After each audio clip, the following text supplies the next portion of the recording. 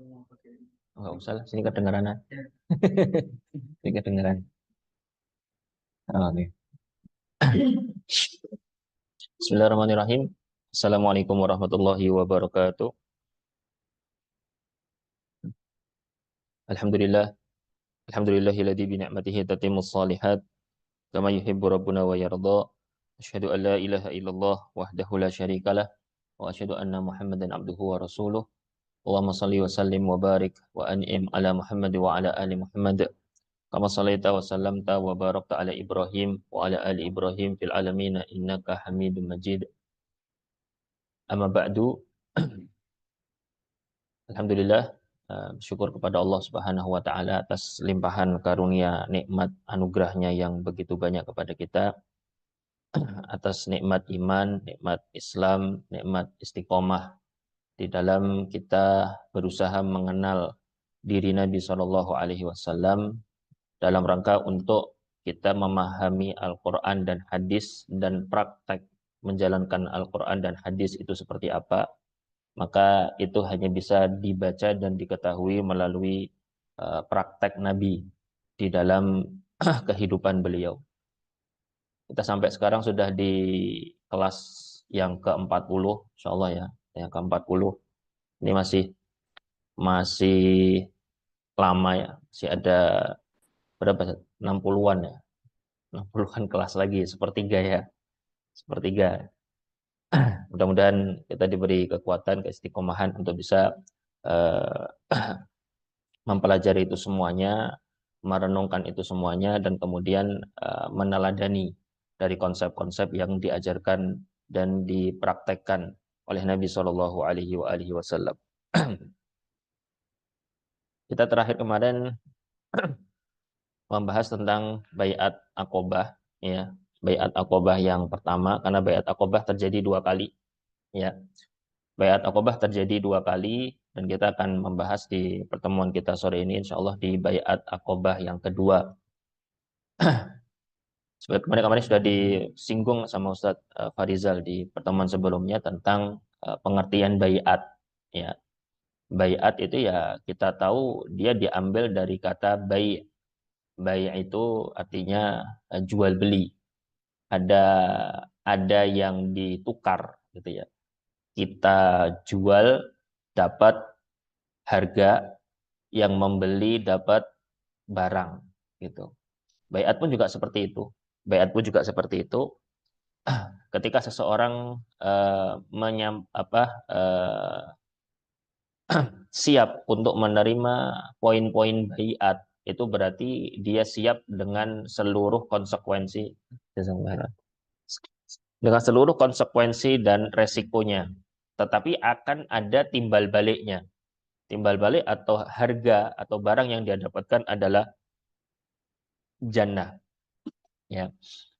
Meskipun konsep baiat ya, Ana sendiri tidak masuk lebih jauh di konsep baiat ya, karena ini satu pembahasan sendiri ya kan, mengingat ada beberapa uh, saudara kita dari kalangan muslimin yang begitu kuat di dalam masalah baiat sampai-sampai salah dalam memahami konsep baiat gitu ya. Saudara kita di sini di mana? Di Natar ya, ada di situ, di Teluk juga ada gitu ya. Sampai-sampai membawa hadis masalahnya. Saya sampai membawa hadis gitu ya. Man mata walaysa fi unuqihi bai'atun mata mitatan jahiliyah gitu. Siapa yang mati dan di lehernya tengkoknya tidak ada baiat, maka matinya mati jahiliyah.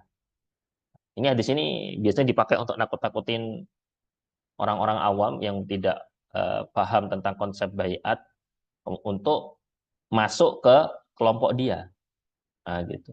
Sehingga kalau itu kan sudah jadi anu ya, sudah jadi apa, bukan, kita bukan bicara konsep, sudah bicara kepada kepentingan ya, kepentingan. Tapi pada intinya baiat itu adalah memberikan apa, kesetiaan ya. Kita setia terhadap poin-poin baiat yang disampaikan. Sebagaimana kemarin di baiat Aqobah pertama, isinya adalah tentang menjalankan nilai-nilai Islam, disebut dengan baiat nisa ya, baiat yang dikatakan baiatun nisa karena di dalamnya tidak ada poin jihadnya, gitu ya. Karena memang jihad belum diwajibkan, jihad belum disyariatkan. Itu kalau nanti kalau mau dilihat nanti di surat Al-Mumtahanah, di sini ada maktabah syamilah kan? Ada nggak? Di laptop ada maktabah syamilah nggak? Oh nggak ada. Oh ya ada. Tapi Quran ada, program Quran ada. Quran untuk oh nggak ada juga. Oh, nah bisa di share di screen sini maksudnya. Jadi bisa dilihat di surat Al-Mumtahanah itu ya. Surat Al-Mumtahanah surat yang ke berapa? 66 ayat yang ke 12 ya.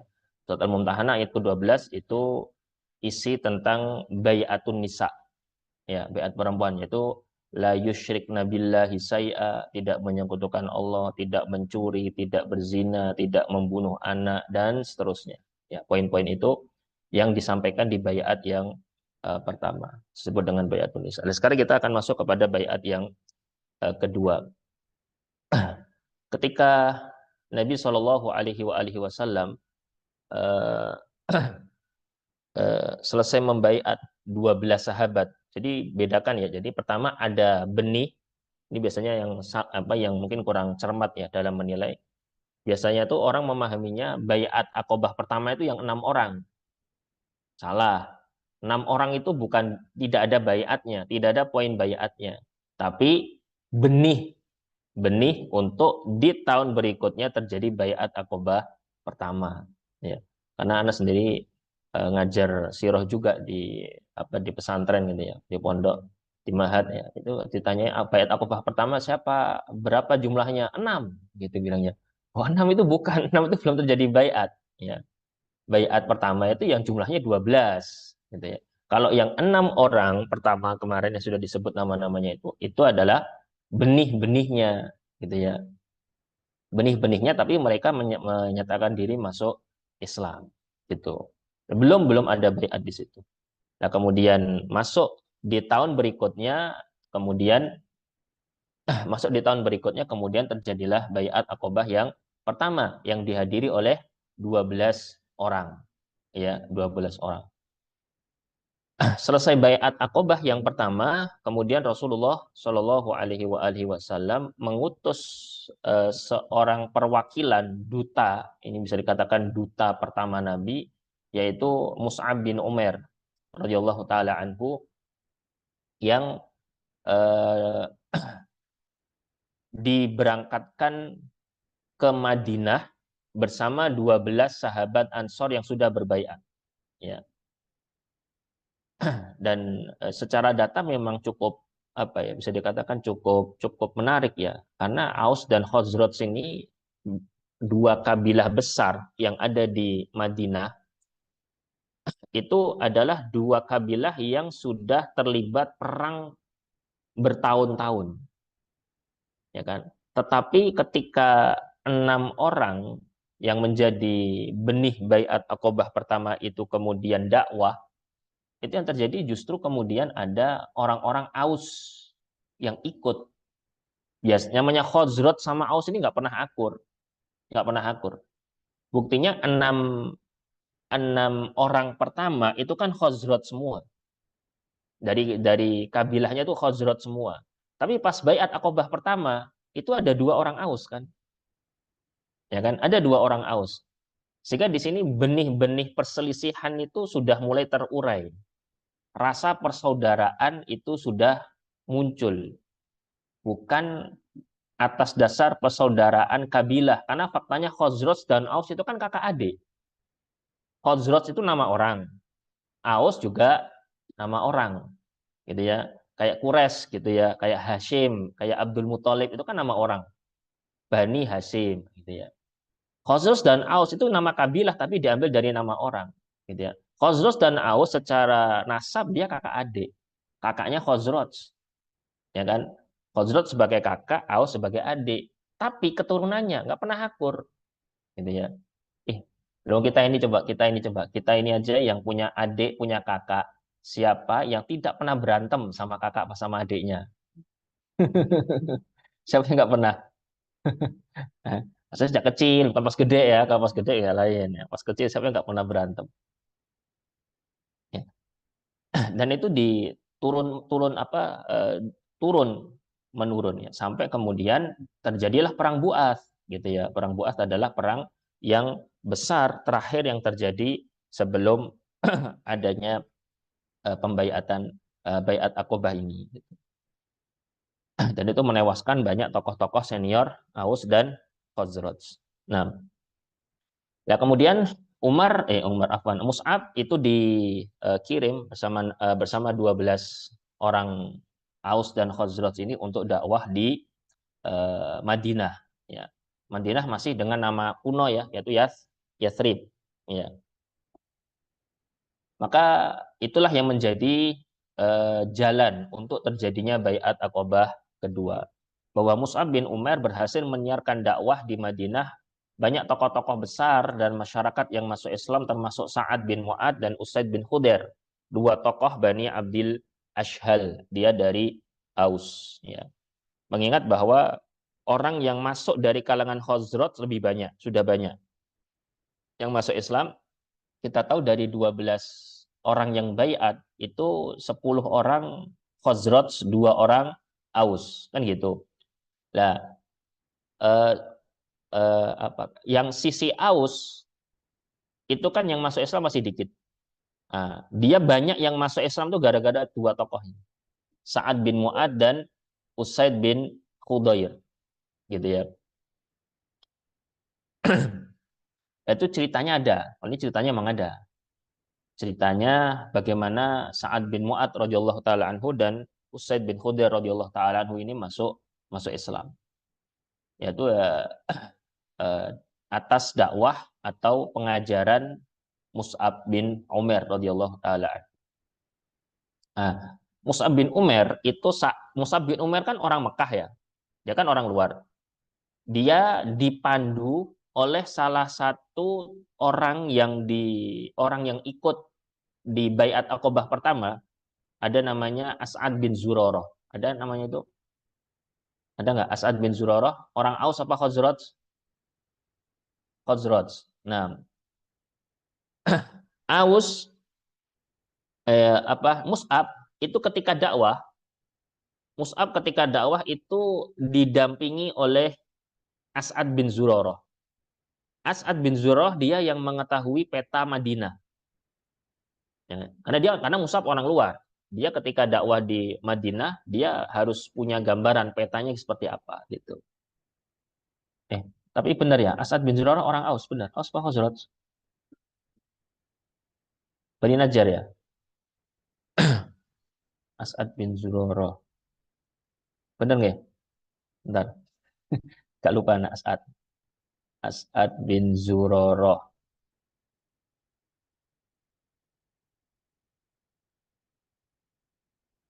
Iya, dari Bani Najjar ya. Khazraj. Baik, kemudian eh, As'ad itu di suatu hari itu mancing perhatian orang Aus. Caranya gimana? Caranya As'ad bin Zurarah ngajak Mus'ab untuk mengadakan pengajian, kalau bahasa kita ya. Mengadakan pengajian di sebuah kebun milik orang Aus. Mancing ini memang. Mancing. Dan itu untuk As'ad nggak masalah. Karena As'ad, meskipun dia orang Khazraj, ibunya itu orang Aus. As'ad itu ibunya orang Aus. Dan dari Bani Abdi Ashal juga. Aus itu kan kabilah turunannya banyak. Ibunya As'ad bin Zurarah itu dari Bani Abdil Ashal. Saya agak mikir emang, saya di Terawang. Terawangnya harus, ya karena nyebut nama-nama ini masalahnya. Nama-nama kabilah. Ya. Nah, As'ad bin Zurarah merasa nggak masalah karena ibu dia dari Bani Abdil Ashal dan ini ada perkebunan milik Bani Abdil Ashal. Ya kita adakan pengajian di sini aja. Mancing, gitu kan. Nah, ini pinternya As'ad juga kan. As'ad bisa mengetahui seluk-beluk ya dari Bani Abdil Ashhal ini. Maka kemudian terjadi berita itu akhirnya tersebar. Weh, itu ada pengajian di perkebunan Bani Abdil Ashhal, Aus gitu ya. lapor sama tokohnya, lapor sama tokohnya. Nah, gitu. Laporlah kepada Sa'ad bin Mu'ad. Sa'ad bin Mu'ad ini tokoh tertingginya Bani Abdil Ashhal. Tokoh tertingginya. Aus. Ini Sa'ad bin Mu'ad. Sa'ad bin Mu'ad mengatakan, kok malah digunakan untuk kegiatan yang dilakukan oleh orang Mekah, gitu ya. Maka kemudian Sa'ad bin Mu'ad meminta kepada Usaid bin Khudair untuk ngecek. Benar nggak itu dipakai untuk pengajian, bahasa kita gitu. Itu pengajian apa itu? Diceklah sama Usaid bin Khudair.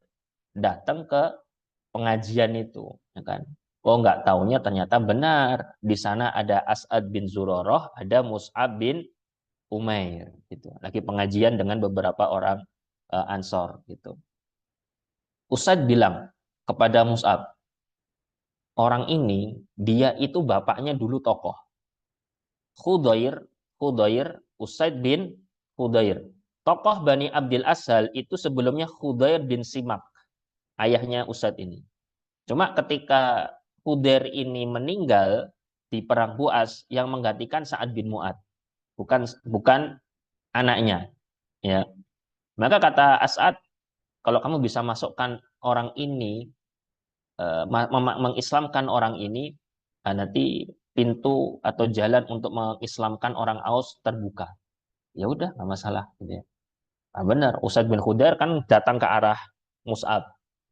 Kamu orang Madinah ya? Iya. Kamu gini gini gini. Kami tidak suka dengan gini gini gini. Ya, artinya menyampaikan dia tidak nyaman dengan keberadaan Mus'ab, ya, tidak nyaman dengan berita-berita yang tersebar menyampaikan ajaran-ajaran baru, gitu ya, dianggap merusak dan seterusnya. Maka Mus'ab bilang, kenapa enggak duduk dulu aja, duduk dulu aja, dengarkan dulu, ya kan? Dengar dulu, silakan duduk dulu, dengarkan dulu. Kalau yang saya sampaikan itu ternyata tidak baik menurut Anda, oke, saya keluar dari Madinah. Taruhan ini, ada taruhan di sini memang. Tapi kalau apa yang saya sampaikan ini benar, kenapa Anda tidak menjalaninya? Ya, Ustadz bin Khudair berpikir objektif, fair dong. Kan selama ini belum mendengar langsung, cuma desas-desus saja. Nah, ketika mendengar langsung, ini dia akan bisa menilai baik buruknya apa yang disampaikan itu. Maka Ustadz bin Khudair ketika itu disebutkan dia bawa hirbah atau harbah. Jadi tombak tapi agak kecil. Jadi datang sambil bawa tombak itu. Diminta duduk dulu, dengarkan dulu. Kalau baik ya diterima. Kalau nggak baik ya udahlah, saya tak keluar dari Madinah saja. Oke, fair, fair kan? Ya kan? Akhirnya kemudian disebutkan Usaid bin Khudair itu menancapkan tombaknya terus duduk. Ya, ini mau dicari, duduk dulu pokoknya, ya gitu ya. Asad, pokoknya duduk dulu. Mikirnya ini harus duduk, dengarkan dulu dari Mus'ab. Dan itu Masya Allah, hebatnya Mus'ab bin Umar itu loh. Sekali disampaikan, diajarkan, bacakan ayat, bacakan hadis, disampaikan tentang ajaran Islam. Selesai, kemudian kata Mus'ab, silahkan, gimana sekarang menurut Anda? Kata Ustadz, ya bagus semua, bagus semua. Nah, gimana caranya saya bisa menjalani agama itu? Ya, Anda mandi terus mengucapkan 2 kalimat syahadat. Ya udah, akhirnya Ustadz bin Khudair kan perkebunan ya, ada air kan, biasanya ada sumber mata air di situ. Mandi, kemudian mengucapkan 2 kalimat syahadat. Masya Allah. Ya. Selesai mengucapkan 2 kalimat syahadat, Ustadz bilang sama Mus'ab, ini ada satu orang lagi yang harus kamu masuk Islamkan. Ada satu orang lagi ini belum nih satu orang ini. Siapa? Sa'ad bin Mu'ad. Ya udah, gimana caranya? Ya saya akan buat skenario nya. Dia. Akhirnya kemudian Usaid bin Khudair balik. Tadi kan Usaid bin Khudair kan diutus atas perintah Sa'ad bin Mu'ad. Nah, gitu kan. Ketika Usaid datang, kemudian orang-orang pada melihat Usaid wajahnya beda, seperti saat berangkat. Wajahnya itu sudah beda. Ini pulang ini wajahnya sudah beda ini. Kata saat gimana? Apa hasilnya? Ma waro'aka. Apa hasilnya ini? Ada apa yang terjadi di kebun Bani Abdil Ashhal? Kata Usaid, bahaya, bahaya. Ya, saudaramu, ya As'ad bin Zurarah itu masih punya hubungan dengan Sa'ad bin Mu'ad dari arah ibu. saudaramu dalam bahaya. Dia berada pada pengawasan musuh. Wah, gitu. Kamu harus mengecek sendiri bagaimana keselamatannya. Wah, gitu. Coba datang sendiri, dipastikan dulu. Yang saya tahu itu beritanya seperti itu. Nah, Sa'ad bin Mu'adz, kan ini masih belum lama kan, masih belum lama selesai dari perang Buas. Jadi masalah permusuhan itu masih sensitif. Mendengar gitu, maka langsung Sa'ad bin Mu'adz, waduh, harus dicek sendiri nih. Ya dicek sendiri. Sa'ad bin Mu'adz kemudian datang menuju ke lokasi yang disebutkan. Gitu ya. Nah, ketika Sa'ad bin Mu'adz datang dari jauh, As'ad bilang sama Mus'ab, ini nih orang ini datang. Kamu masuk Islam kan, orang ini Bani Abdil Asal masuk Islam semua. Gitu ya, Masya Allah ya. Jadi ada bahasanya kita apa? Berarti As'ad itu jadi apa jadi? Jadi orang yang memetakan kekuatan di Madinah. Gitu ya. Nah, ketika melihat dari kejauhan Sa'ad bin Mu'adz ya, karena dia tokoh, dia orang pintar gitu ya. Dia langsung, wah, saya ditipu sama Usaid aja nih. Kenapa? Wong As'ad bin Zurarah senyum-senyum aja kok nggak bahaya sama sekali. Wah, ini Usaid bin Khudair ngadalin saya ini. Saya suruh di sini ada dikibulin saya ini sama Usaid bin Khudair ini. Akhirnya kemudian Sa'ad bin Mu'adz datang. Kamu orang Mekah ya? Sama seperti tadi Usaid bin Khudair. Sa'ad bin Mu'adz meminta supaya Mus'ab keluar dari Mekah supaya menghentikan ajaran yang disebarluaskannya. Mus'ab juga bilang sama seperti yang disampaikan kepada Usaid. Duduk dulu lah. Duduk dulu. Dengarkan dulu. Kalau yang saya sampaikan ini tidak berkenan di hati Anda, ya nanti saya akan keluar. Tapi kalau ternyata apa yang Anda sampaikan ini baik-baik, ya kenapa tidak diterima saja? Oke, fair itu. Ya kan? Duduk, dengarkan. Ya, dan Masya Allah, masuk Islam juga. Ya.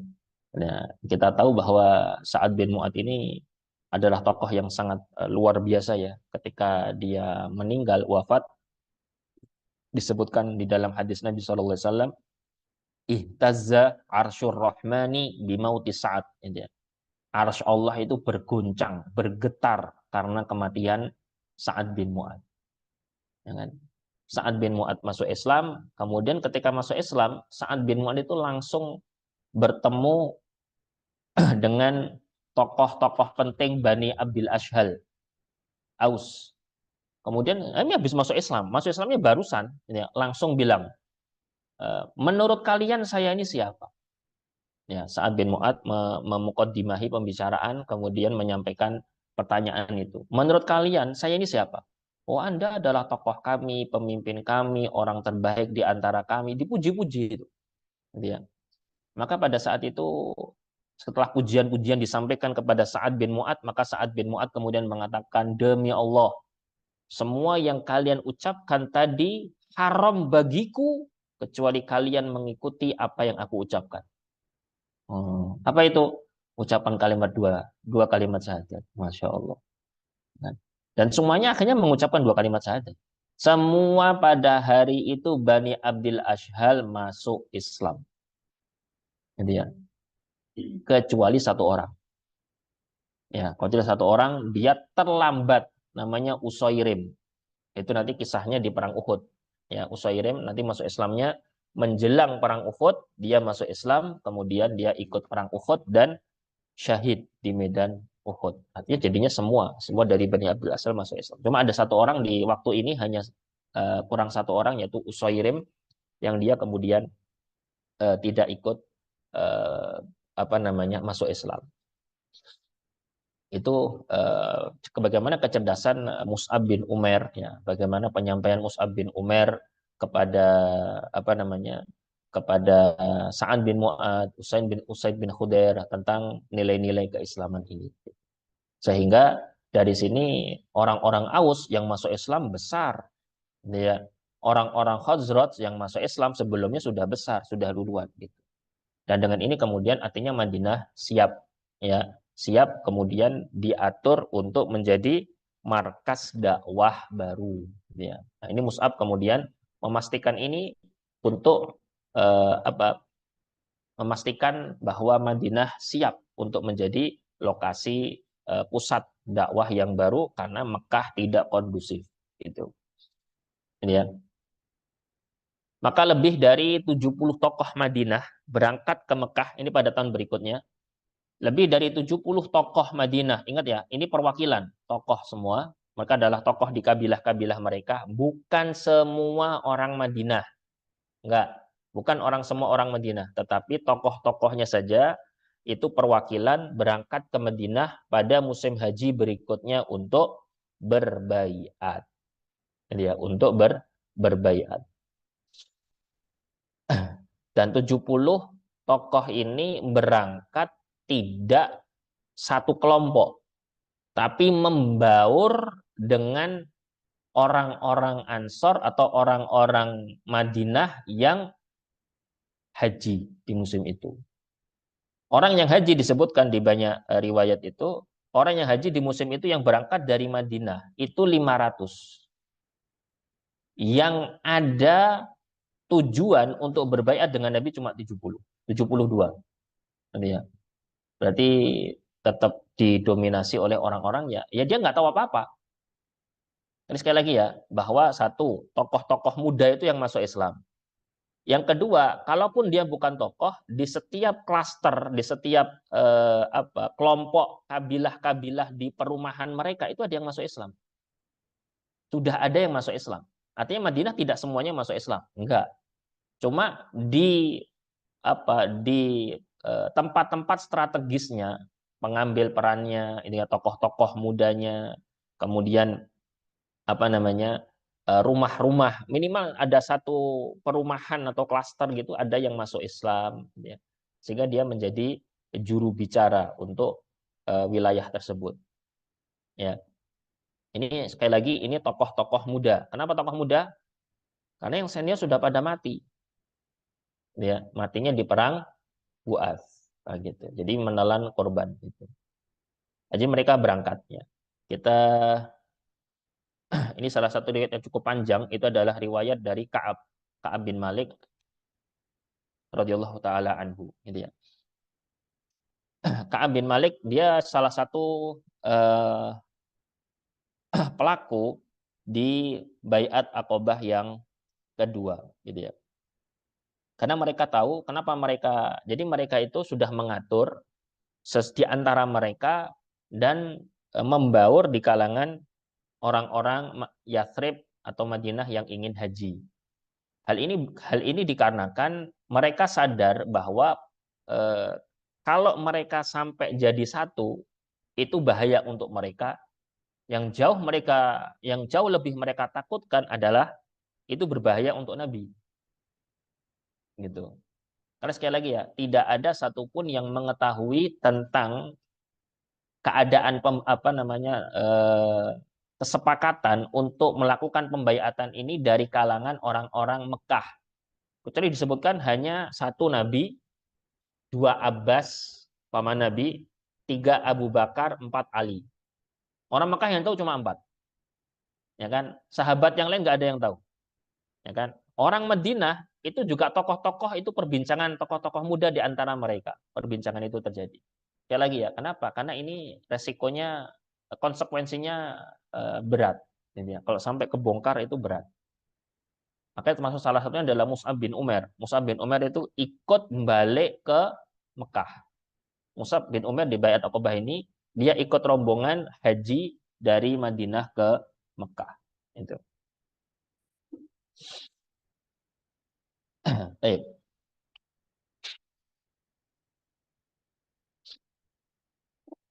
Nanti ada kisah tentang salah satu pemimpin penting, ya pemimpin penting dari Khazraj. Ini kurang dikenal nama ini, ya nama ini kurang dikenal. Mungkin kalau orang tidak membaca ya tidak tahu. Namanya Al-Barra bin Ma'rur.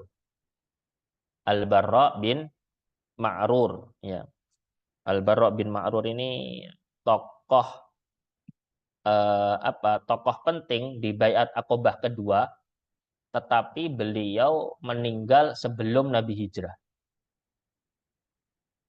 Jadi kalau dilihat di dalam catatan sahabat-sahabat yang ikut perang nggak bakal ada nama Al-Bara' bin Ma'rur. Ya, kenapa? Karena tadi sebelum Nabi hijrah, Al-Bara' bin Ma'rur ini sudah meninggal dunia. Jadi ikut Baiat Aqobah kedua, tapi sebelum Nabi hijrah itu sudah meninggal. Ya. Dan ini Masya Allah, Al-Bara' bin Ma'rur itu ketika saking semangatnya itu ya, ini ceritanya saja. Saking semangatnya itu, Al-Bara' bin Ma'rur itu ketika ke Mekah itu, untuk Baiat Aqobah yang kedua ini, dia itu sholatnya, kan sudah ada syariat sholat kan, sudah ada Isra dan Mi'raj kan. Sholatnya itu tidak mau menghadap ke Masjidil Aqsa. Saking saya pokoknya pinginnya Mekah. Saya pinginnya menghadapnya ke Ka'bah. Gitu.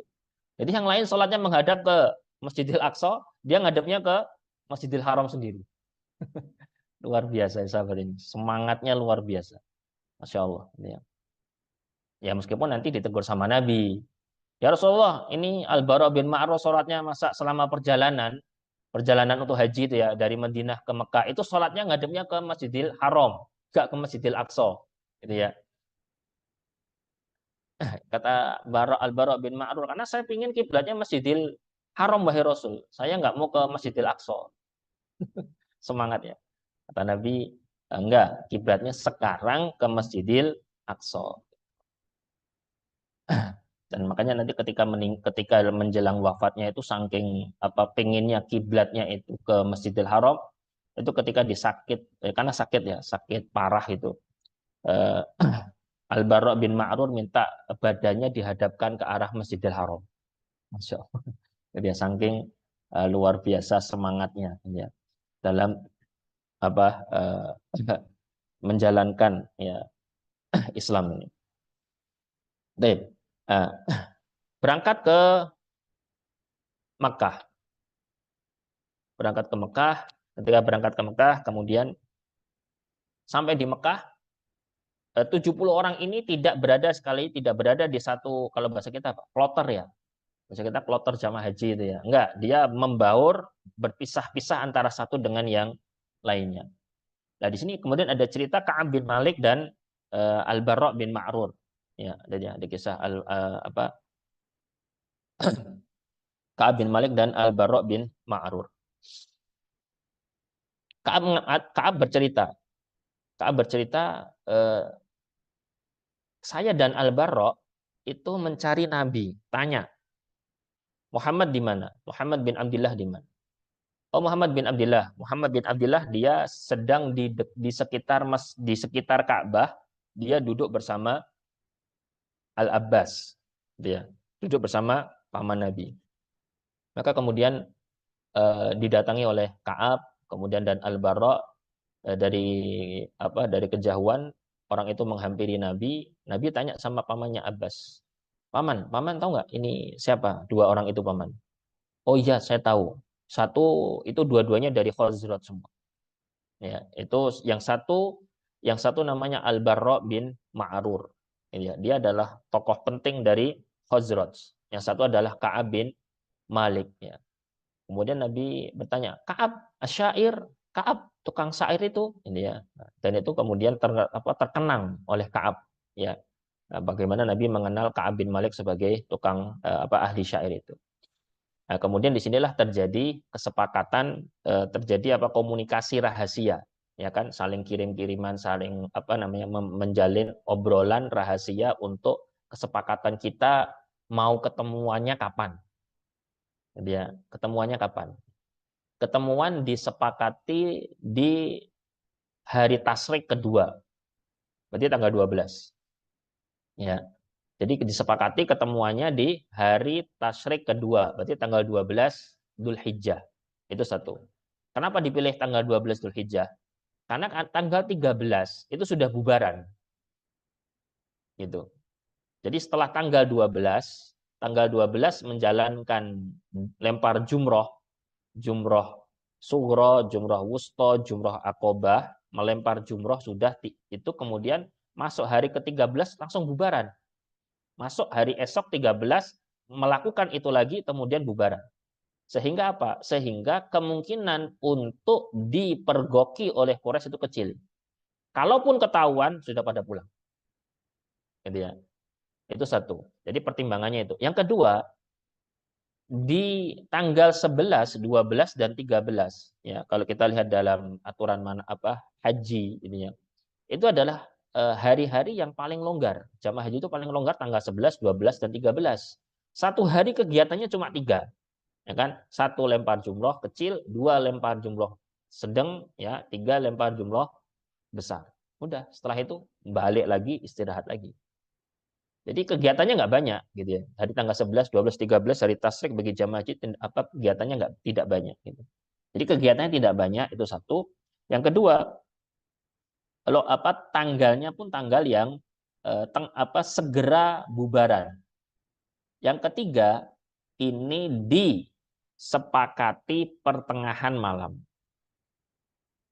Gitu ya. Jadi kenapa pertengahan malam? Ya biar nggak ketahuan tadi. Gitu. Karena kalau sampai ketahuan, itu nanti bisa diintimidasi sama Quraisy. Gitu ya. Entah nabinya atau sahabat-sahabat Ansornya. Oke, akhirnya disepakatilah di situ. Ya kan? Maka di Aqobah, Aqobah itu tadi ya, Aqobah itu Aqobah itu tanah apa ya? Dataran tapi agak nanjak, bukan bukit, tidak sampai ke seperti bukit, jadi cuma tanjakan gitu, nanjak menggunung dikit gitu. Itu namanya Aqobah. Ini lokasinya di Mina. Kalau nggak salah masih ada sih, kalau nggak salah ya. Lokasi tempat pembaiatan itu diabadikan sama kerajaan Saudi kalau nggak salah. Ini bisa dilihat ya. Lokasinya kurang lebih di daerah atau di sekitar situ. Nah, dan itu di malam hari ya, di malam hari. Malam harinya bukan malam hari biasa tapi menjelang tengah malam. Nah, di sini disebutkan pelaku Baiat Aqobah ada Baiat Aqobah 2 terdiri dari 70 tokoh laki-laki dan 2 wanita. Yaitu Nusaibah, bukan Nasibah ya, Nusaibah binti Ka'ab atau dikenal dengan kunyah Ummu Umarah atau Ummu Imarah dari Bani Najjar dan Asma binti Amr atau dikenal dengan Ummu Mani' dari Bani Salamah gitu. Ya. Jadi ini yang menarik adalah dua nama wanita ini. Jadi bahwa peran wanita itu di sini luar biasa ya. Bahwa ada dua sosok wanita yang ikut dalam baiat Aqobah yang kedua ini gitu ya. Ini bukan hanya sekedar mengikuti suaminya enggak gitu ya. Anda sendiri kurang tahu dapat datanya apakah suaminya ikut atau tidak gitu. Tapi yang jelas dua wanita ini memang hadir dalam baiat Aqobah yang kedua. Dan benar-benar ya bahwa dua wanita ini membuktikan tentang konsekuensi atau konsistensi dalam memegang baiat yang sudah disampaikan kepada Nabi Shallallahu Alaihi Wasallam. Kita tahu ceritanya Nusaibah. Tahu pernah dengar ceritanya nggak? Nusaibah binti Kaab? Belum. Nusaibah binti Kaab itu seorang wanita yang dia itu ikut dalam perang Uhud. Ikut dalam perang Uhud dia. Ikut dalam perang Uhud, kemudian dia mengambil peran di bidang logistik dan medis. Jadi pasukan laki-laki berarti ya, itu di depan, ya bagian belakang itu adalah pasukan-pasukan logistik dan medis. Itu biasanya perempuan, itu biasanya wanita. Ya, itulah kenapa beberapa wanita memang ikut di dalam medan jihad. Itu memang ikut. Nah, kita tahu perang Uhud, nanti kita bicara sedikit tentang perang Uhud ya. Perang Uhud itu kan ada dua babak ya. Kalau kita mau mudahkan ada dua babak. Babak pertama di mana muslimin itu sahabat-sahabat itu berhasil menekan Quraisy untuk mundur ya kan. Kemudian masuk ke babak yang kedua itu kemudian pelanggaran yang dilakukan oleh para pemanah itu membuat muslimin dalam keadaan terdesak gitu ya. Nah, ketika muslimin dalam keadaan terdesak itu sosok Nusaibah ini, masya Allah, dia tinggalkan dia tinggalkan tanggung jawab dia tinggalkan apa yang diamanahkan kepada dia yaitu di bidang logistik. Kenapa? Karena melihat Nabi dalam kondisi terdesak. Karena Nabi diincar memang. Gitu. Nanti kita nanti kalau masuk di perang Uhud ya insya Allah. Itu Nusaibah itu dia tinggalkan itu, kemudian dia ambil pedangnya dan berperang. Masya Allah, luar biasa sekali. Dan disebutkan Nusaibah itu mendapatkan luka. Kalau Anda nggak salah di kitab Sirah Ibnu Hisam disebutkan 12 luka. Lukanya itu 12. Masya Allah. Perempuan yang benar. Ini lukanya bukan luka gara-gara ngiris bawang, apa ngiris bawang putih, bawang merah, bawang putih terus luka. Enggak, ini lukanya luka perang. Gitu ya. Bahkan luka yang paling berat itu di antara ini ya, di antara apa ini daun kuping sama apa ini bahunya sini. Itu ditebas oleh salah satu tokoh Quraisy namanya Ibnu Qomiyah, gitu ya. Itu sampai diobati 1 tahun itu nggak sembuh-sembuh, gitu ya. Dan masya Allah, gitu ya. Artinya dia buktikan bahwa harus melindungi Nabi di poin baiat yang Aqobah kedua ini, harus melindungi Nabi itu betul-betul dijalankan sama Nusaibah. Gitu ya.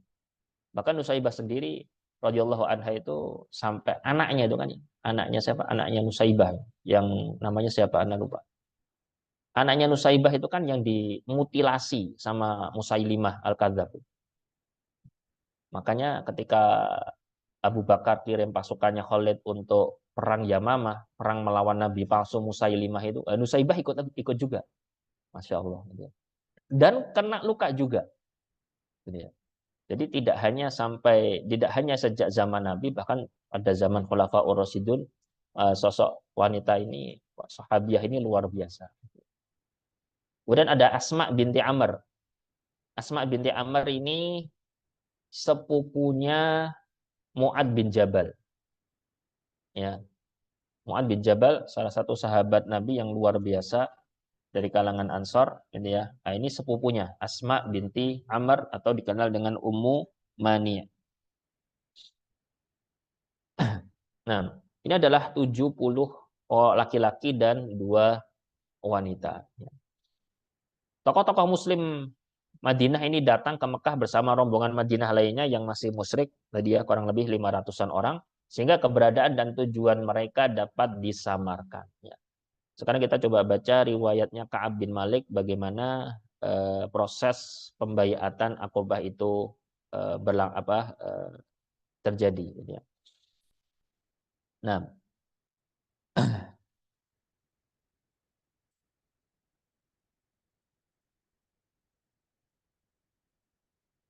pertama sesuai dengan perjanjian yang sudah disepakati bahwa baiat Aqobah ini akan dilaksanakan di pertengahan malam. Maka keluarlah sahabat itu, tokoh sahabat-sahabat Ansor yang terpisah di beberapa kelompok orang yang datang dari Madinah itu. Itu kemudian mereka pada keluar dari kemah menuju ke Aqobah. Itu secara terpisah, bukan rame rombongan gitu, nggak 1 orang, 2 orang gitu ya. Sampai digambarkan itu mereka keluarnya itu sangat hati-hati dan sangat pelan-pelan. Bahkan disebutkan langkah mereka itu seperti langkah burung bangau. Antum tahu bangau? Nah, pernah nggak antum dengar suara telapak kakinya burung bangau? Pernah nggak? Telapak kakinya burung bangau pernah dengar nggak? Belum pernah ya? Jadi jadi kaki mereka itu menginjaknya pun pelan-pelan. Keluarnya sambil apa? Ya tasallalun ya kalau bahasanya. Jadi mereka itu mengendap-endap keluar pelan-pelan dan itu mereka keluar 2 orang, 1 orang, 2 orang, 1 orang, 2 orang, 1 orang gitu. Nah, memang betul-betul berhati-hati. Gitu ya. Menemui siapa? Menemui Nabi Shallallahu Alaihi Wasallam yang sudah berada di Aqobah. Ya. Ketika sudah berkumpul semua, Nabi di Aqobah tadi bersama Al-Abbas, pamannya, kemudian Abu Bakar dan Ali. Kalau di lokasi baiat, itu Al-Abbas. Ya, kalau di lokasi baiat itu Al-Abbas. Kenapa? Nah, karena ini Abbas, Abbas yang memberikan prolog, ya, Abbas yang memberikan apa?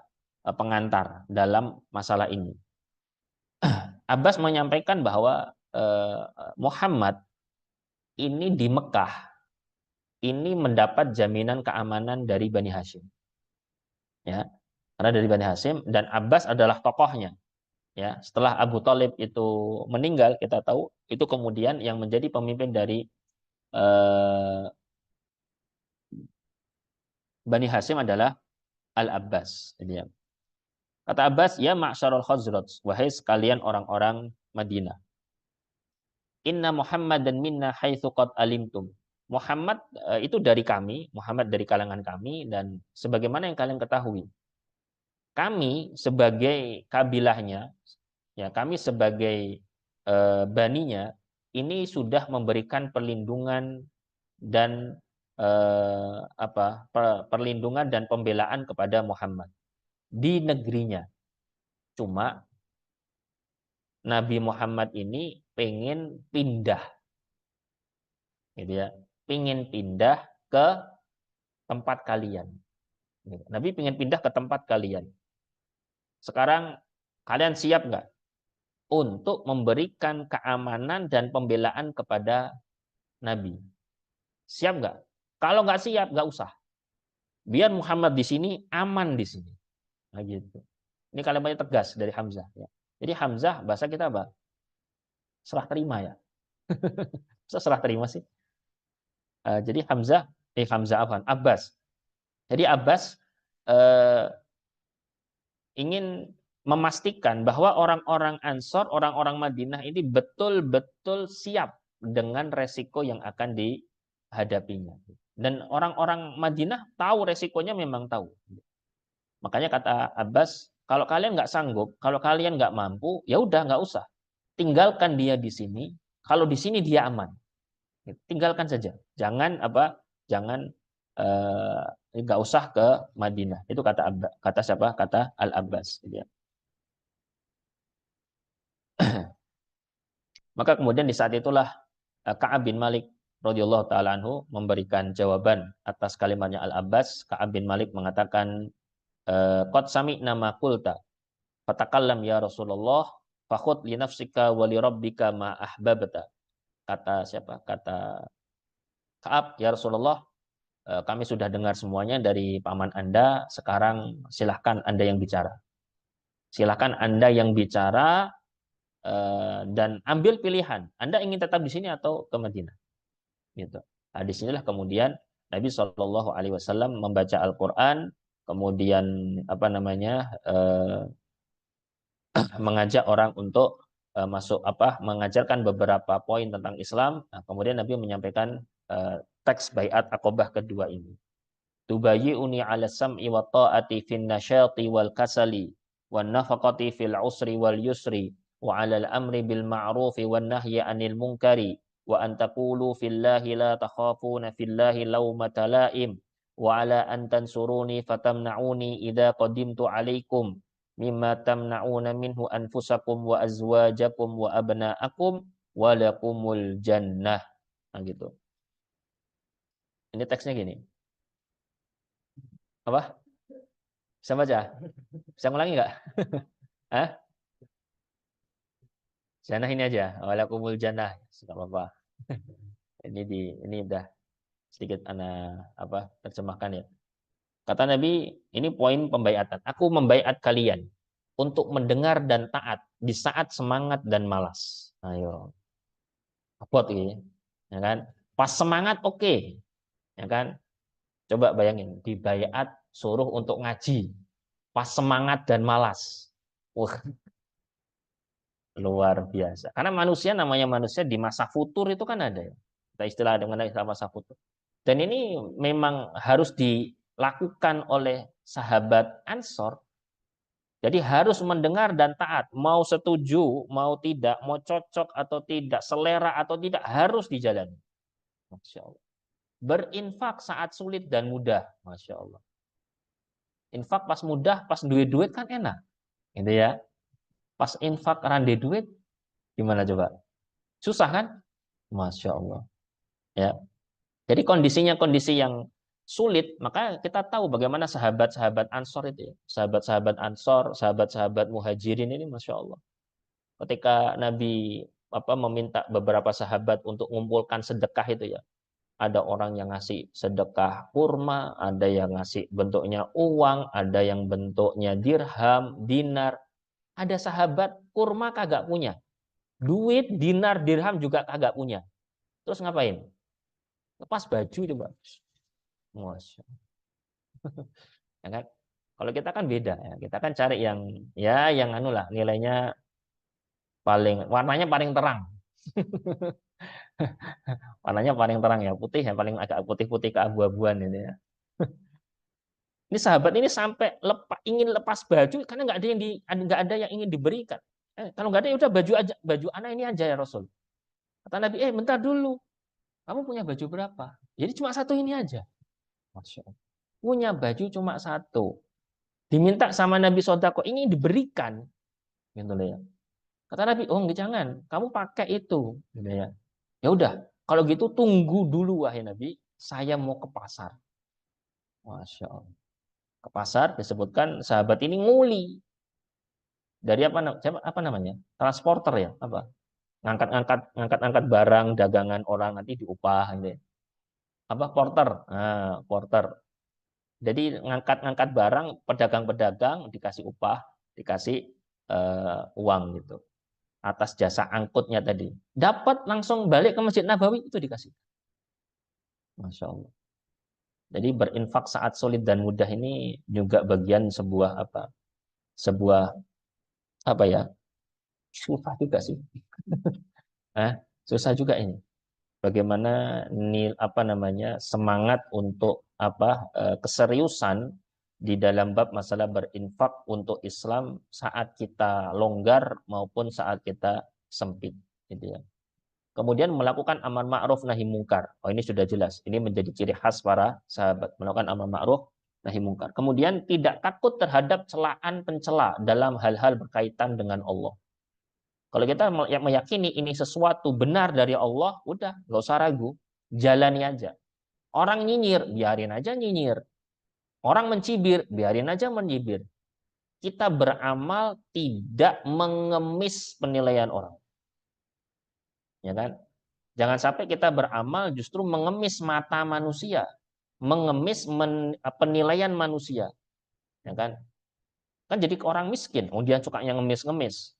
Bukan ngemis uang, ngemis penilaian. Nah, gitu. Jadi kalau kita belajar Quran, belajar hadis, kita tahu ini adalah sebuah kebenaran, jalani. Ya. Urusan orang nanti nyinyir, urusan orang nanti nyibir, kita jangan peduli dengan itu. Ya kan? Ya, jangan sampai kita justru kalau bahasanya menari di atas tabuhan orang. Ya. Orang situ yang menabuh, kita yang nari. Jadi kita ikut-ikutan mereka. Kita diatur sama mereka. Jangan mau. Ya. Kemudian menolong Nabi, mempertahankan Nabi sebagaimana kalian mempertahankan diri kalian sendiri, istri-istri dan anak kalian.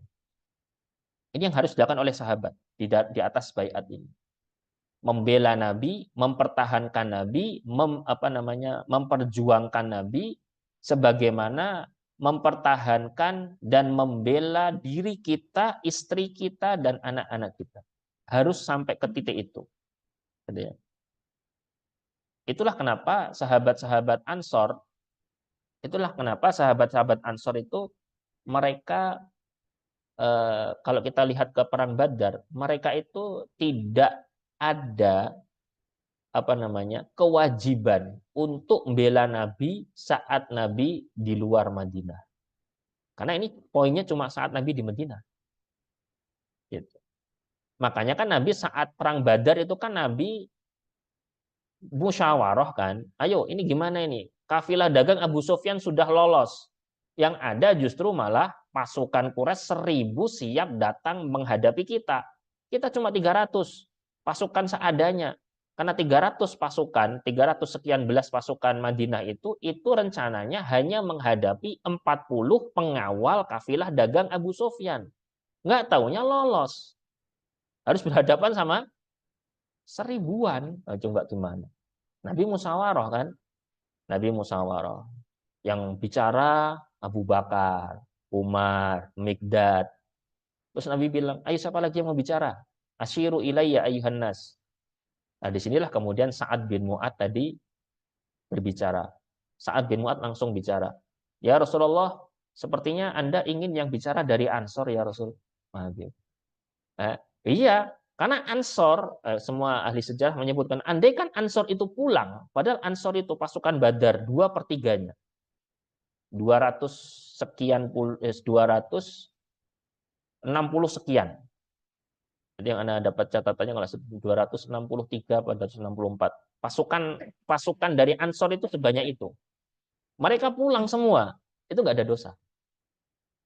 Kenapa? Oh, bayatnya isinya gini, nah, gitu. Tapi nggak gitu Ansor. Itu masalahnya. Ansor nggak gitu masalahnya gitu loh. Kualitas orang Ansor tuh beda.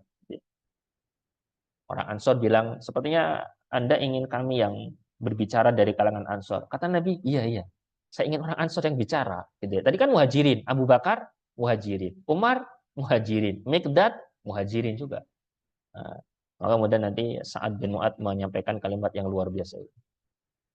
Ya Rasulullah, andaikan engkau meminta kami untuk berperang bersamamu di daratan seberang, ya, daratan seberang loh ya, melewati laut. Ini aja di hadapan kita jelas.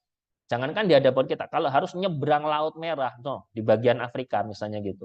Kalau sampai harus perang di situ, kami akan ikut bersama Anda. Jangan tanya kami ya Rasul. Kami ini orangnya kalau perang itu sabaran. Perang kok iso sabar ya? Ya kan?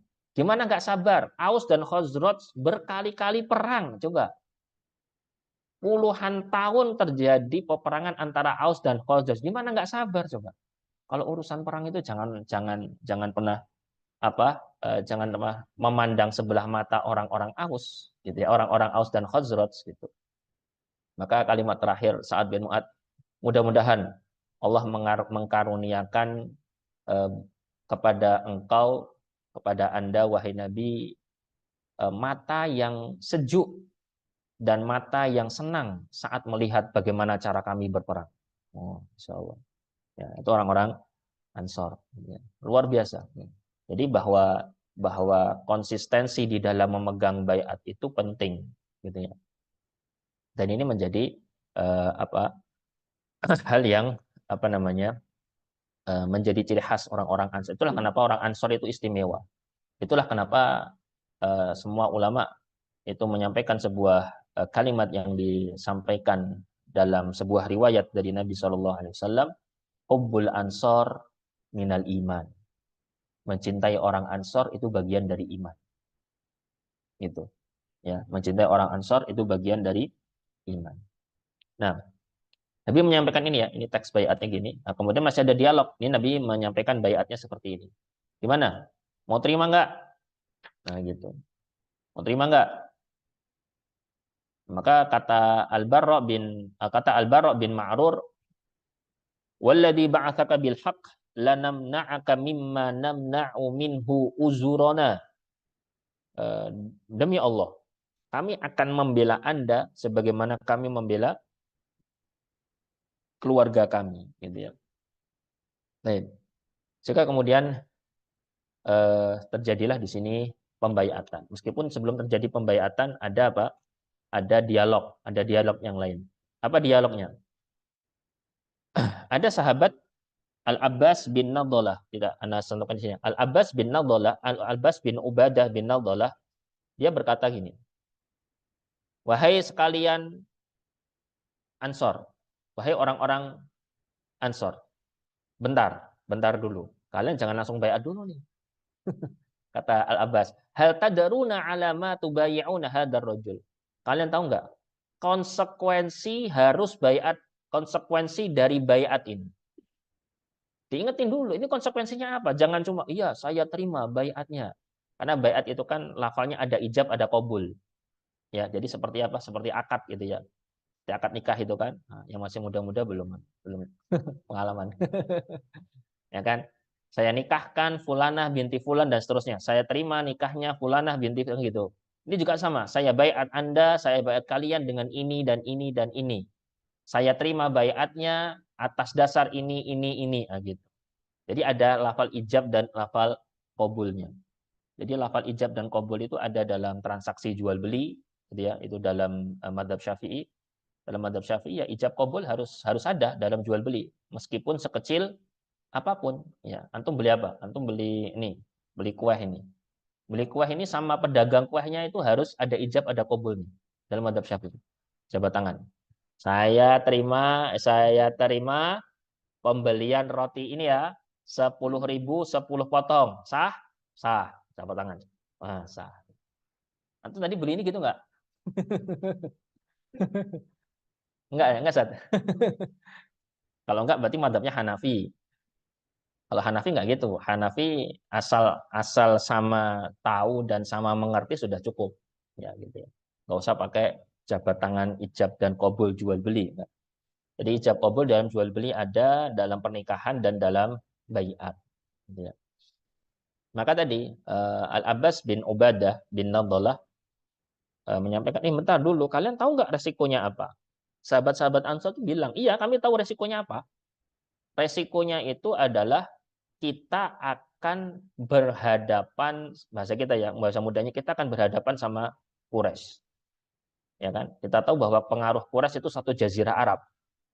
Ya kan? Dalam bahasa yang lain, kami tahu bahwa leher kami siap digorok sama orang-orang Arab. Resikonya gitu. Kami tahu itu. Kami sadar itu. Sehingga bayat ini di atas sebuah kesadaran, bukan ikut-ikutan. Konsekuensinya apa, resikonya apa, dan seterusnya. Kami tahu resikonya, kami tahu akibatnya, apa yang harus kami tanggung karena bayat ini. Gitu. Nah, begitu juga As'ad bin Zurarah juga mengingatkan lagi. As'ad bin Zurarah hadir dan mengingatkan lagi. Ayo, hati-hati loh ya, ini bayat bukan bayat sembarangan.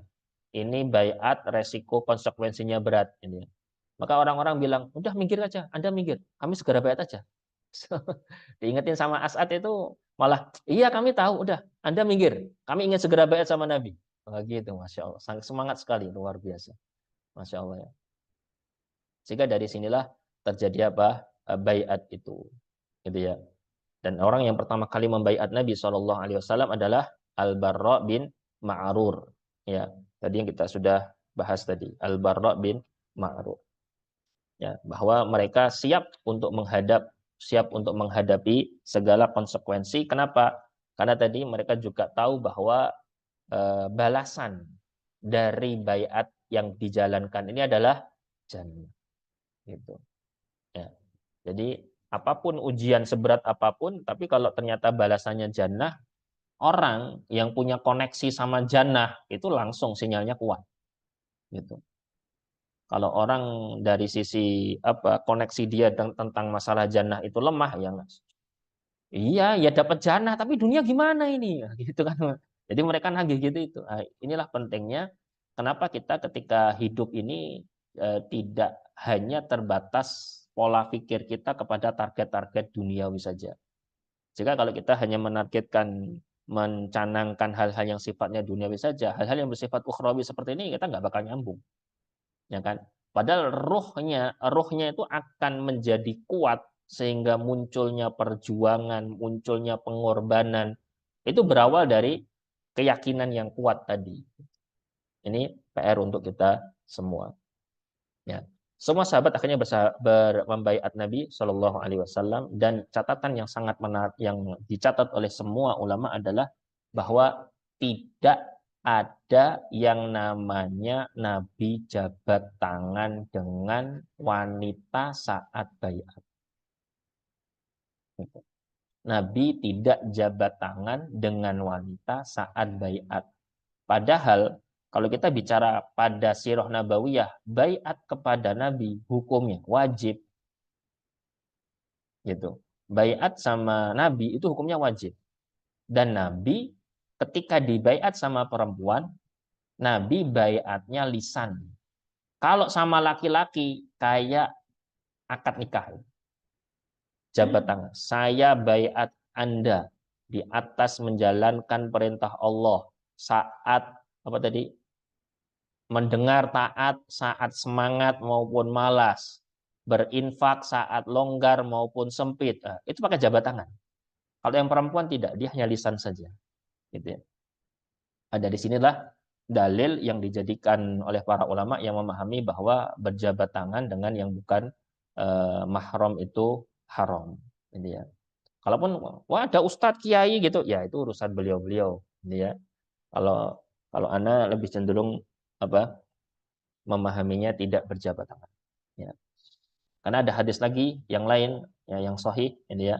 Ada hadis sesungguhnya la ayyut ana ala ra'si ahadikum bimismarin, sungguh salah satu di antara kalian kepalanya tancepin paku kepalanya, terus dipukul paku itu ke kepala, itu lebih terhormat dan lebih baik daripada dia berjabat tangan dengan yang bukan mahram. Nah, gitu. Ya ini masalah fikih ya. Ini masuk ke ranah fikih. Cuma eh, apa? Faktanya Nabi tidak berjabat tangan dengan dua wanita yaitu saat berbaiat, yaitu pada baiat Aqabah yang kedua ini, yaitu dengan Nusaibah binti Ka'ab dan apa tadi? Asma binti Asma binti Amr. Nah, Ummu Mani. Nah, itu kurang lebih ya. Sehingga di sini Nabi hanya baiat secara lisan saja. Nah, ketika setelah baiat ya, ada beberapa menit, sudah 35, setengah 6, udah ya. Ya, ketika sudah berbaiat, nah ini ada pertanyaan di antara ada pertanyaan sahabat kepada Nabi, ya hai Rasulullah, kami punya ikatan dengan sejumlah pihak di Madinah, yaitu Yahudi. Ini maksudnya Yahudi. Kami punya ikatan dengan sejumlah pihak di Madinah, yaitu Yahudi, dan kami tentu harus memutusnya. Apakah jika kami telah memutus hubungan dengan orang-orang Yahudi, lalu engkau menang dan berkuasa, akankah engkau pulang dan kembali ke kaummu dan meninggalkan kami? Kalau Anda sudah menang, berkuasa, apakah kemudian kami ditinggal dan Anda balik kembali ke Mekah? Kata Nabi, tidak. Darahmu adalah darahku, darah kalian adalah darahku, kehancuran kalian adalah kehancuranku. Aku bagian dari kalian dan kalian bagian dariku. Aku akan memerangi pihak yang memerangi kalian dan berdamai dengan pihak yang berdamai dengan kalian. Jadi Nabi memposisikan diri sebagai orang Ansor. Itulah muncul hadis Nabi nanti di saat perang Hunain, setelah perang Hunain itu muncul hadis Nabi, laulal hijrah lakuntu ansoriyan. Andaikan kata Nabi, andaikan bukan karena adanya syariat hijrah, aku adalah orang Ansor. Cuma masalahnya ada syariat hijrah itu tadi, ya kan? Hijrah kan tidak hanya terbatas dari Mekah ke Madinah kan? Karena hijrah itu kan maknanya luas, ya kan? Tidak hanya hijrah tempat saja kan? Hijrah amalan, hijrah-hijrah yang lain itu ya. Andai kan bukan karena ada syariat hijrah itu, kata Nabi, aku ini orang Ansor. Gitu. Lakuntu ansoriyan. Sungguh aku ini orang Ansor. Gitu. Karena bagaimana pengorbanan, perjuangan orang-orang Ansor itu memang luar biasa sekali. Gitu. Sehingga tidak cukup kita untuk mengenal sahabat-sahabat muhajirin saja. Gitu ya. Rata-rata kita kenalnya Abu Bakar, Umar, Utsman, Ali, 10 orang dijamin masuk jannah. Itu kan muhajirin semua. Gitu kan? Ada kan, Ansor? Nggak ada kan? Semua muhajirin. Gitu ya. Ya kita sendiri kalau sama orang Ansor kurang tahu. Gitu ya. Ini jadi problem. Gitu ya. Maka kita harus mengenal sahabat-sahabat Ansor karena dengan itu kita bisa mengetahui bagaimana pengorbanan perjuangan mereka itu luar biasa. Allah gambaran dari Allah ya di surat Al-Hasyr itu orang-orang Ansor itu digambarkan dengan walladzina tabawwa'ud darawal iman. Itu salah satu kalimatnya. Masih ada kalimat selanjutnya. Orang Ansor itu adalah orang yang mereka menempati daro kampung wilayah Madinah wal iman dan iman. Coba bayangin. Iman itu ditempati sama orang Ansor. Paham nggak? Belum. Kalau kita menempati rumah, kita sama rumah gedean mana? Gedean rumah. Lah sekarang orang Ansor itu bukan iman di dalam orang Ansor, tapi orang Ansor menempati iman. Sehingga gambarannya tuh imannya tuh besar sekali, ini ya. Dan kemudian orang Ansor tinggal di dalam iman itu. Bukan iman di dalam diri kita segini, imannya seberapa? Ya kan? Dipertanyakan itu kan. Orang Ansor nggak gitu. Mereka yang tinggal di iman. Masya Allah. Ya, ini penting untuk kita bicara tentang orang-orang Ansor. Gitu ya. Maka ketika itu terdengar suara, ya, ada suara-suara sayup-sayup gitu, apa namanya, suara sayup-sayup seperti kerusuhan, seperti sedikit kerusuhan gitu yang apa namanya, menyadarkan, bukan menyadarkan sih, apa, menarik perhatian orang-orang Quraisy gitu ya. Jadi baiat Nabi ini kemudian dibocorkan sama syaitan kepada Quraisy. Gitu ya. Maka terdengar suara tadi kayak sayup-sayup orang ribut gitu. Maka kemudian ada suara. Dengan ya, ada suara, ada suara. Ada suara gitu. Itu kan berarti ini kan pertemuan rahasia. Kalau ada suara berarti bisa jadi nanti akan ke arah situ dan kepergok gitu ya. Orang Ansor tuh bilang, "Ya Rasulullah, ada suara Rasul. Gimana kalau kita hadapi aja?" Woi, Masya Allah. Bukan, lari, lari, ayo lari, lari. Sembunyi, sembunyi. Enggak gitu. Barusan selesai baiat. Barusan selesai baiat. Orang Ansor tuh langsung kemudian menunjukkan bagaimana mereka pegang baiat. Ada suara Rasul. Gimana kalau kita hadapi aja? Kita mbak pedang, kita hadapi aja langsung. Masya Allah. Luar biasa. Kata Nabi, jangan. Kalian pulang aja. Kita belum diperintah untuk perang. Gitu. Ya kan? Akhirnya kan kemudian orang-orang Ansor pada pulang, balik pelan-pelan.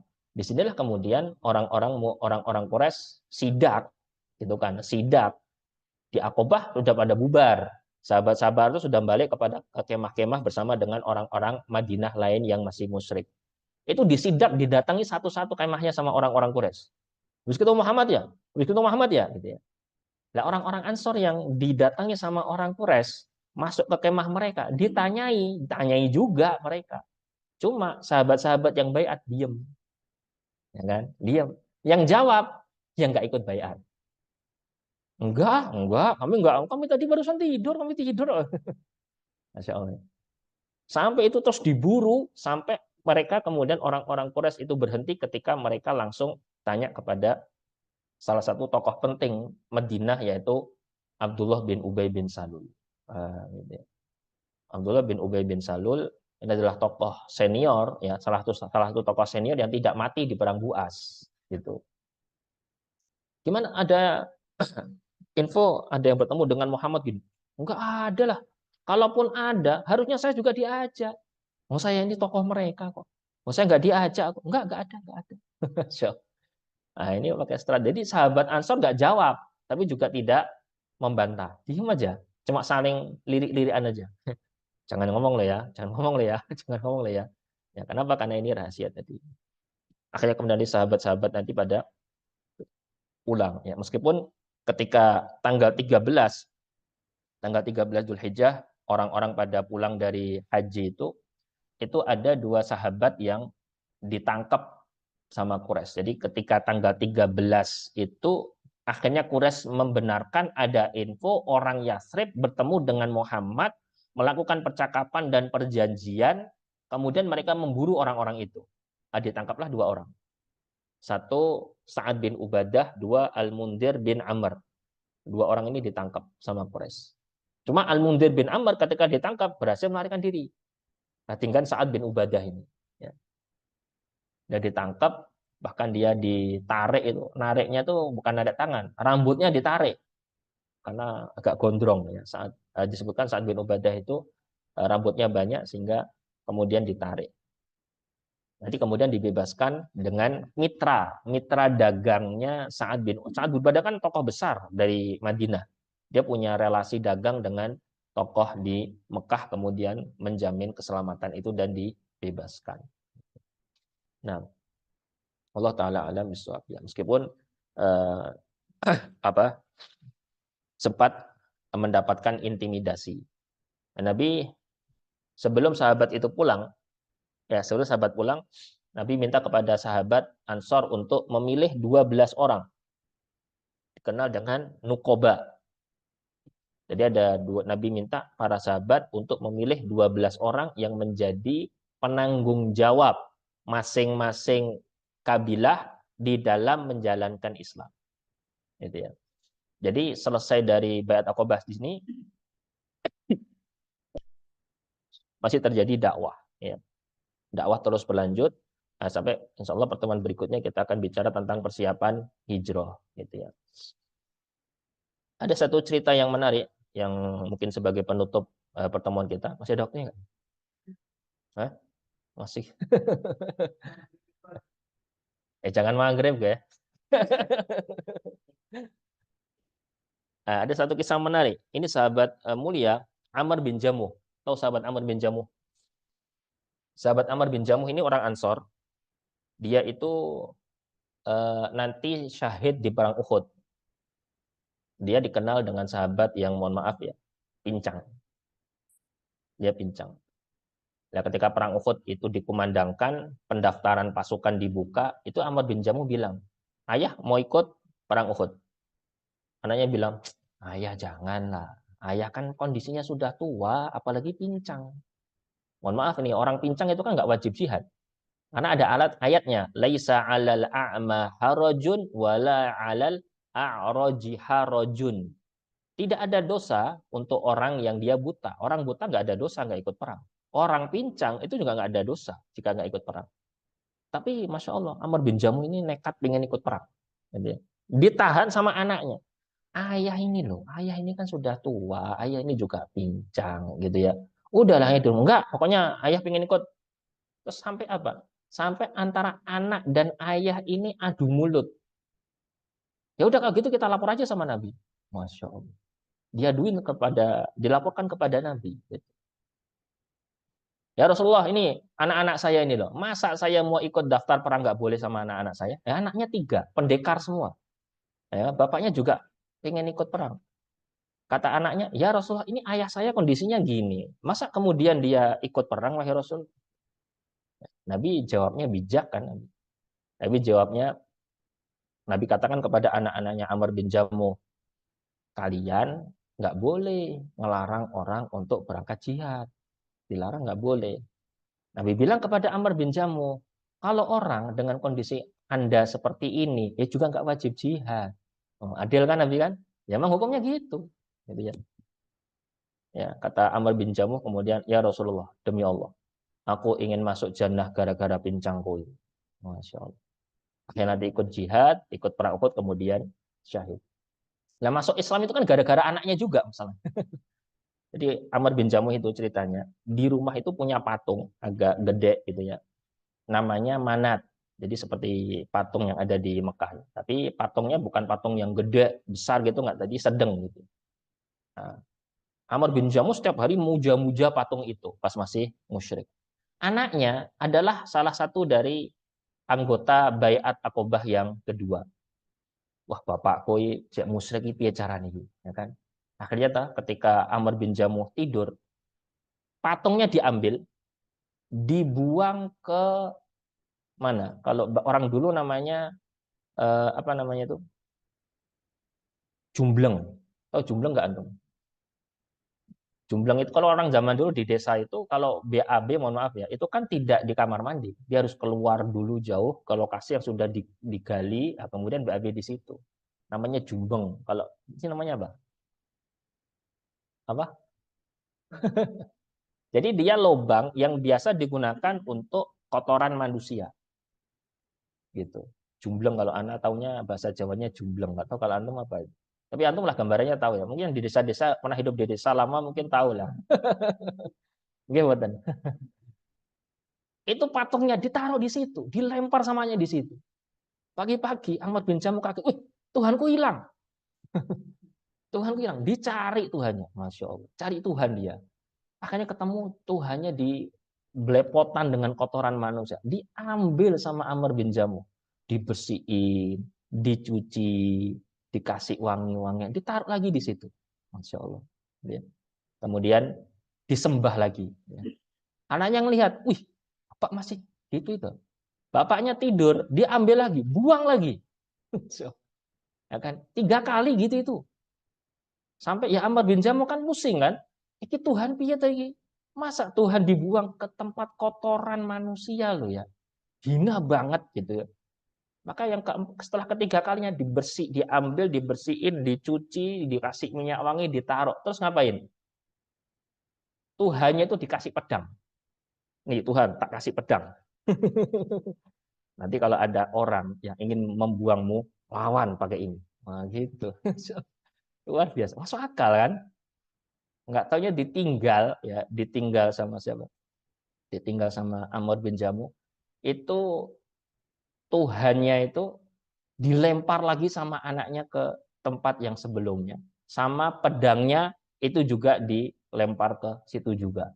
Terus baru mikir Amr bin Jamu. Lagi mikir itu. Weh, ini Tuhan apa gini. Ini Tuhan apa-apaan gini. Udah dikasih pedang iso ngelawan dengan orang yang membuang dan menghinakan dia sampai ke kubang kotoran gitu itu. Nah, ini berarti bukan Tuhan ini. Nah, gitu. Ya kan? Jadi bebelnya tuh luar biasa. Apa bebel ya? Apa bebel? Kolotnya tuh luar biasa. Ya, tentang bagaimana kejumudan di dalam penyembahan kepada berhala itu.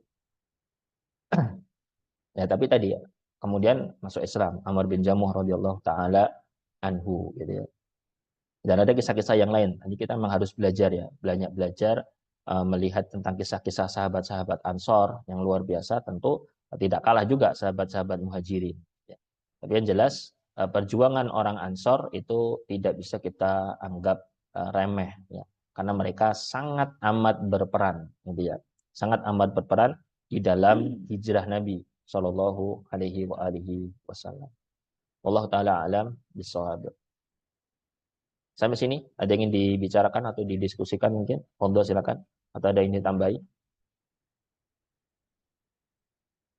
Tidak ada?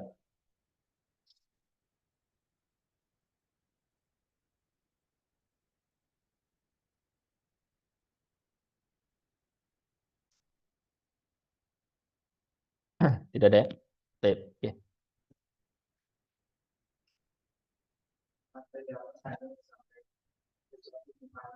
Hmm.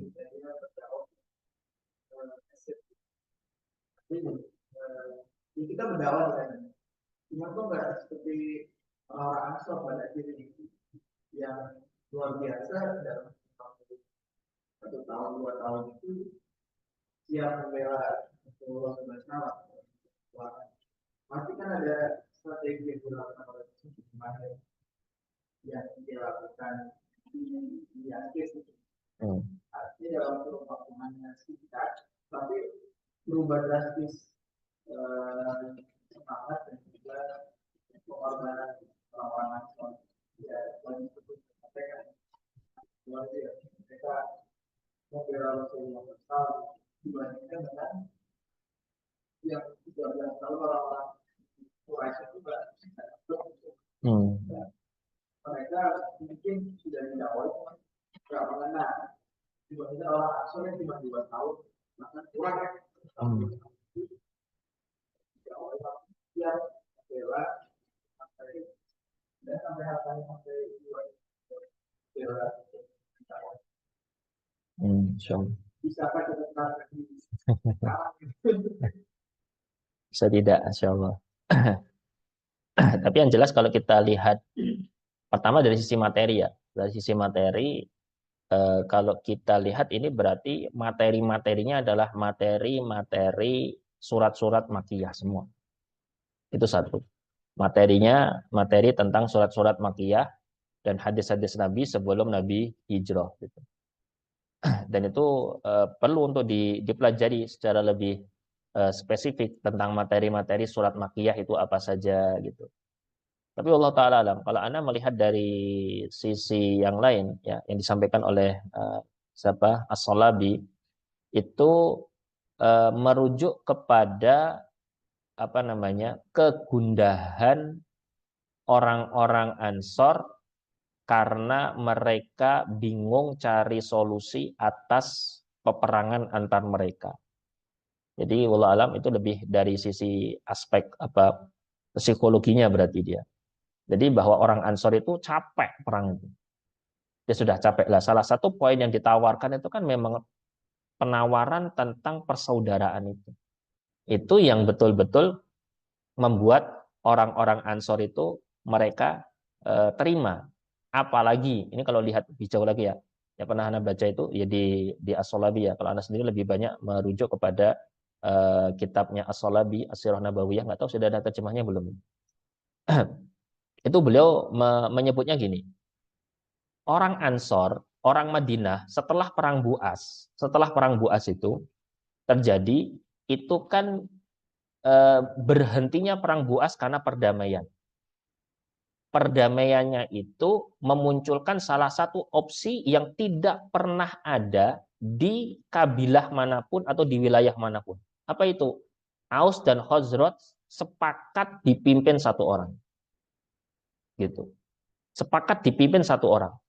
Itu salah satu poinnya yang menginisiasi juga Abdullah bin Ubay bin Salul. Karena Abdullah bin Ubay kan tokoh senior, gitu ya.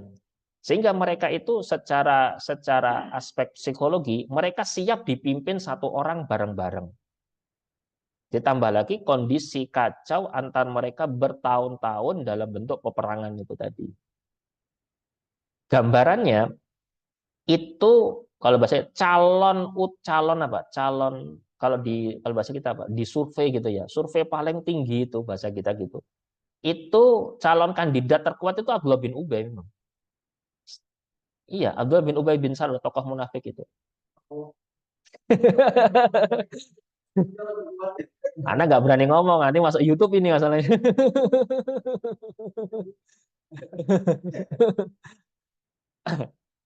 Jadi kandidat utamanya memang Abdullah bin Ubay karena dia sebagai salah satu faktor ini sebagai inisiator perdamaian perang Buas salah satunya karena dia sebagai salah satu inisiator utama dalam perang Buas maka Abdullah bin Ubay itu apa namanya kandidat terkuat untuk menjadi pemimpin tunggal Madinah gitu.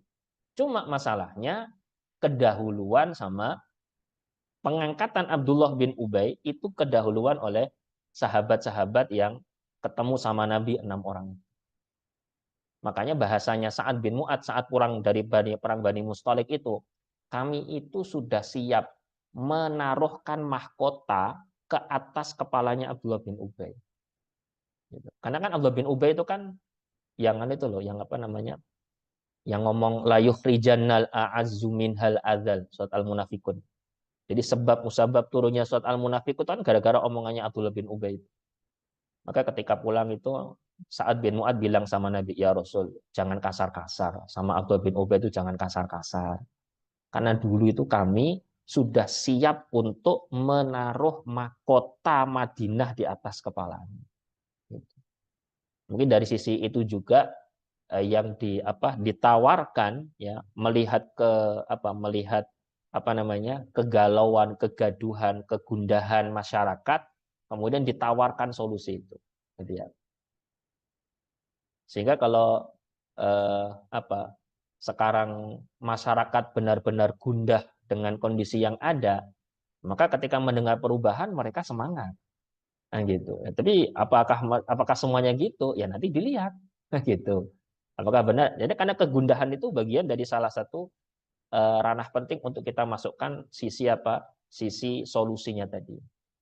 Makanya kalau orang sakit misalnya, ada orang yang nggak suka sama kita misalnya, benci sama kita, sakit. Ketika sakit itu justru kesempatan datangi, gitu.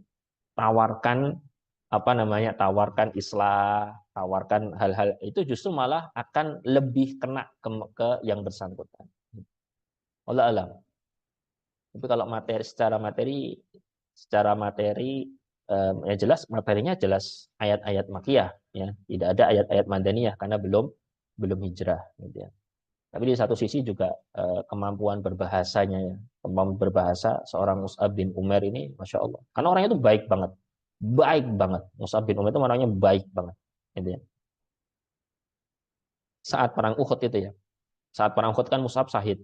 Mus'ab bin Umair itu syahid di perang Uhud. Istrinya Mus'ab itu kan Hamnah binti Jahash radhiyallahu anha.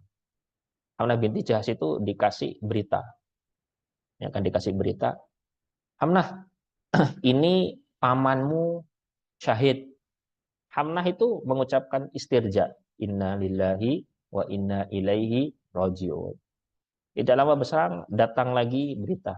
Hamnah, sepupumu syahid. Hamnah mengucapkan kalimat istirja. Inna lillahi wa inna ilaihi raji'un. Kemudian datang lagi info. Hamnah, saudaramu syahid. Abdullah bin Jahas. Kemudian Hamnah bilang, Inna lillahi wa inna ilaihi raji'un. Berita keempat datang ke Hamnah. Hamnah, suamimu Mus'ab bin Umair syahid. Itu Hamnah itu lisannya nggak bisa mengucapkan kalimat istirja. Jadi dia itu mulutnya itu tiba-tiba berhenti. Dia tidak bisa mengucapkan apapun. Yang bisa cuma nangis. Jadi orang ini memang sangat baik sekali. Orang kalau pengakuan para sahabat tentang Mus'ab, ya kalau kita lihat kepada biografi Mus'ab itu, orang kalau lihat Mus'ab saja itu sudah tahu ini orangnya ini lembut, baik, santun. Gitu. Ketemu saja baru kenal aja sudah tahu. Gitu ya. Jadi memang pribadi Mus'ab memang baik gitu ya. Komunikasinya juga baik, orangnya juga pinter. Gitu. Nah, urusan itu ya berarti kita harus banyak belajar sama Mus'ab ini ya. Kita ini levelnya masih jauh kita ini. Kita harus bisa melahirkan Mus'ab baru ini. Ya. Tapi ya, Ana dulu punya guru ya, guru Ana, kebetulan Ana dulu punya teman satu angkatan itu namanya Mus'ab juga. Namanya Mus'ab gitu saja. Nah, guru Ana ini melihat bukan dari sisi sejarahnya sahabat Mus'ab, tapi dari kata Mus'ab gitu ya. Mus'ab itu kan dari kata sa'uba yas'ubu, artinya sulit. Kalau Mus'ab itu berarti orang yang dipersulit. Ya. Maka kata guru Ana ke teman Ana namanya Mus'ab, nama kamu Mus'ab diganti aja, namanya Sahal, ben gampang. Ini maksudnya ini kayak sahabat Mus'ab kok, malah diganti Sahal. Allah alam. Ya, mungkin nanti bisa diperbanyak pembacaan tentang sosok Mus'ab bin Umair ini. Allah taala alam. Sudah? Dan ya, soalnya kita akan sambung di pertemuan berikutnya, di materi menjelang persiapan hijrah Nabi sebelum kita bicara tentang hijrah Nabi. Allah ta'ala bisawab, barakallahu fikum, wafaqanallahu jami'an, subhanakallahumma rabbana wa bihamdika, asyhadu an la ilaha illa anta astaghfiruka wa atubu ilaik, walhamdulillahirabbil alamin. Wassalamualaikum warahmatullahi wabarakatuh.